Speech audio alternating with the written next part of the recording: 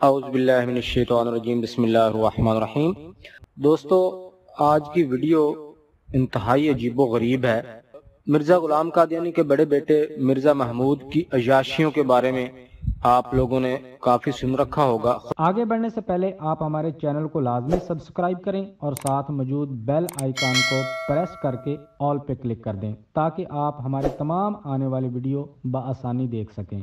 آج جو میں آپ کے سامنے بات پیش کرنے لگا ہوں، میں اس کو پڑھ کر یقین کریں میرے رونگٹے کھڑے ہو گئے ہیں۔ آپ بھی جب پڑھیں گے سنیں گے تو آپ کو بھی علم ہوگا کہ یہ بدبخت کس قدر خنزیر صفت لوگ ہیں، اور ان کا یہ جو خلیفہ تھا یہ کس قدر مردود ملعون شیطان تھا، آپ کی سوچ سے بھی بڑھ کے نکلے گا۔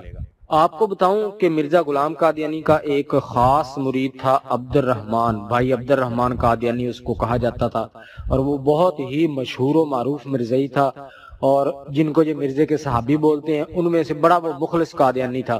اور اسی طرح اس کا جو بیٹا جس کا نام عبد الرزاق مہتا تھا، یہ کراچی کا رہنے والا تھا، اور اس کو بھی اپنے باپ کی طرح پوری جماعت میں ایک نمایاں حیثیت حاصل تھی۔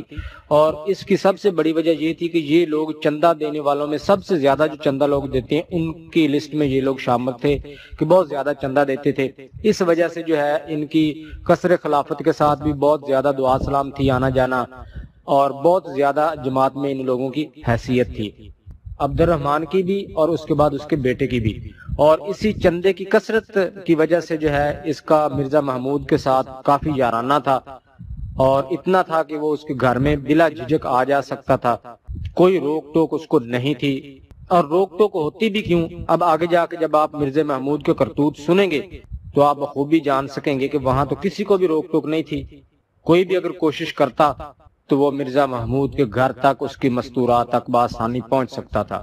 تو عبد الرزاق مہتا کے ساتھ مل کر یہ مرزا محمود ایسے ایسے گھنونے فیل کرتا رہا ہے، جب وہ آگے جا کے آپ سنیں گے تو آپ کے رونگٹے کھڑے ہو جائیں گے۔ پوری جو میں آپ کو سنانا چاہتا ہوں یہ شروع ہوتی ہے، ذرا دل تھام کر سنیے گا، اور میں یہاں پہ درخواست کروں گا کہ خواتین اور بچے اس سے آگے ویڈیو کو مت دیکھیں، کیونکہ ان کے سننے دیکھنے والی یہ باتیں نہیں ہیں۔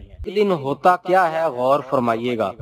حضرت خلیفہ ثانی حکم فرماتے ہیں عشاء کے بعد طاہر کے صحن والی سیڑھیوں کی طرف سے آنا۔ چنانچہ حاضر ہو کر دستک دی، حضور خود دروازہ کھول کر اپنے ساتھ صحن میں لے گئے۔ کیا دیکھتا ہوں کہ دو بڑی چارپائیاں ہیں جن پر بستر لگے ہیں۔ چارپائی کے پاس لے جا کر اس پر بیٹھنے کا حکم دیا تو دوسری پر حضور لیٹ گئے نہیں، جس کے چند ہی سیکنڈ بعد چارپائی پر بچھی چادر کے نیچے سے کچھ حرکت معلوم ہوئی، یعنی کہ جو چادر تھی اس کے نیچے کوئی سویا ہوا تھا۔ سکڑا سنبھلا کہ ایک چٹکی پیٹھ پر کٹتی ہے، گھبرایا، ہوش و حواس گم ہی تھے کہ اب چادر کے نیچے سے کوئی ذرا زیادہ ہلتا معلوم ہوا۔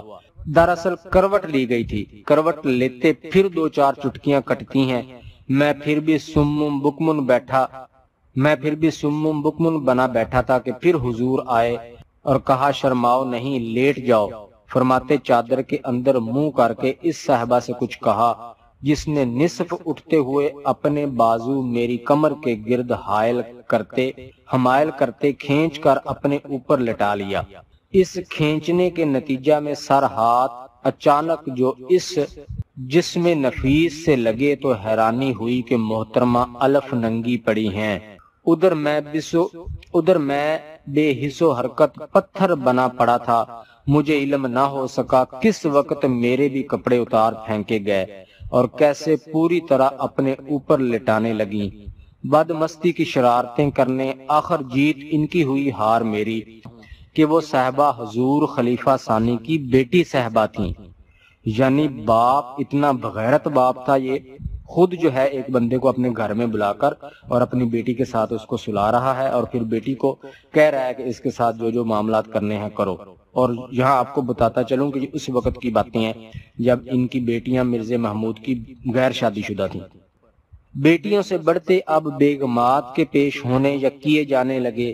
پہلے پہل تو گھروں میں، پھر قصر خلافت کے ایک کمرہ ملحقہ باتھ روم میں، جو دراصل مستقل دادے عیش کی رنگ رلیوں کے لیے مخصوص فرمایا ہوا تھا، جہاں بیک وقت ایک ہی بیٹی اور یا بیگم صاحبہ سے خود بھی اکثر شریک رنگ رلیاں ہو جاتے۔ مطلب اس کے ساتھ بیٹی کو یا بیگم کو لٹاتے تو اکثر خود بھی ساتھ شریک ہو جاتے تھے۔ گویا تینوں ایک ہی چارپائی پر پڑے محو مستیاں ہوتے۔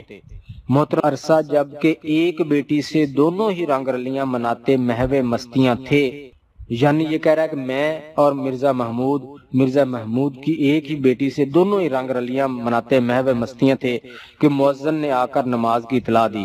مجھے یوں فرمایا کہ تم مزے کرتے چلو، میں نماز پڑھا کر ابھی آیا۔ چنانچہ اسی حالت میں جبکہ پسینہ میں شرابور تھے تو درکنار عذاب ہی نہ دھوئے، نماز پڑھی اور سنتے نوافل، پھر بیٹی کے سینہ پر پڑے، غرق عیش و عشرت ہو گئے۔ تین صاحبزادیاں بھی تین، ان میں دو صاحبزادیوں سے دو دفعہ، ایک سے تو قریباً مستقل۔ صاحبہ بڑی ام ناصر کی حسرت جو قبر میں ساتھ لے گئے، یوں فرمایا دیکھو ام ناصر ہیں کہ یہ شریک محفل نہیں ہوتی، تبھی تو موٹی بھینس ہوتی جاتی ہیں۔ اس کے مقابل غور فرمایا جائے ام مظفر کو دیکھو کیسی خوبصورت نازک سی چلتی پھرتی ہیں، کیونکہ یہ کرواتی رہتی ہے۔ اپنی بیٹیوں کے ساتھ زنا کاری کے معاملے پر کہا تھا کہ قرآن نے اس بات کی اجازت دی ہے، نعوذ باللہ استغفر۔ بیٹیاں تھیں، پھر دنیا میں بھی اس نے عذاب چکھا۔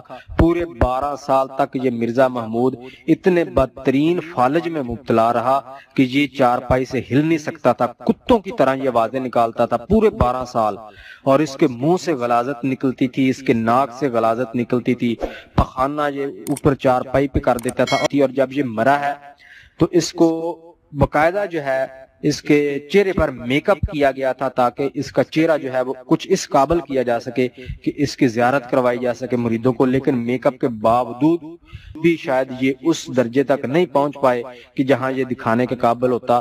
میک اپ کے باوجود ان لوگوں نے مرزا محمود کی مرنے پر اس کا چہرہ کسی کو نہیں دکھایا، صرف چند ایک خاص لوگ تھے جن کو بھی اس طرح چہرہ دکھایا گیا کہ بالکل میت کے پاس سے گزار کر اس کو مردود کو دفن کیا گیا۔